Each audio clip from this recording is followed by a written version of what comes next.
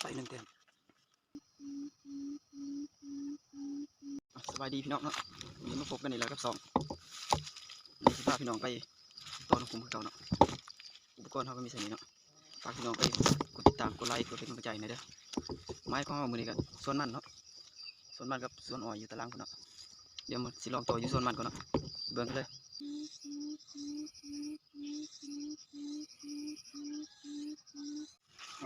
ไม้แรกก็ผ่านไปเนาะตอนนี้สิมาลองไม้ที่2อยู่สวนอ้อยลุ้นไปนำกันเนาะ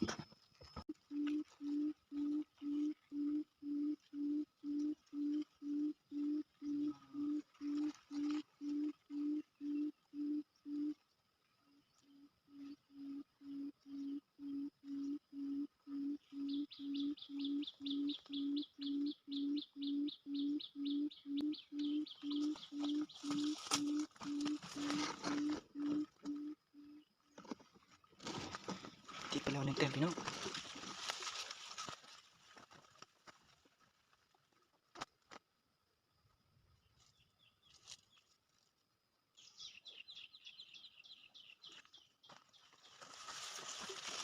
จัดไป1 เต็มเบิ่งว่าสิมีแต้มที่วันนี้ก็มาฮอดจุดที่3แล้วเนาะสวนอ้อยคือเก่า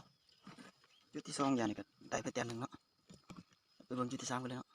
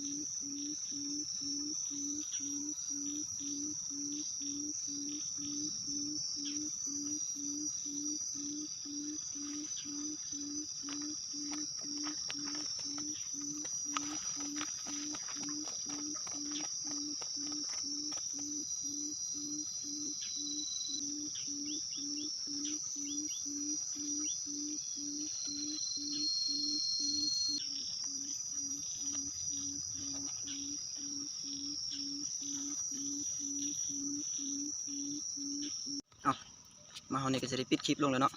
ผลงานมื้อนี้ก็ได้3 ตัวเนาะนี่แต่บ่ได้ใส่รอบเนาะใส่เป็นทองดำสิบ่เห็นได้3 ตัวมื้อนี้กับหน่อไม้ระหว่างที่ต่อก็ไปหาหักหน่อไม้มาเนาะต่อน้ำส้นอ้อยนี่ล่ะส้นอ้อยเข้ามันอยู่เนาะพี่น้องเนาะแล้วสำหรับใครที่มากินนี่ก็ฝากกดไลค์กดติดตามเพื่อเป็นกำลังใจให้เฮ็ดคลิปต่อไปเนาะขอบใจ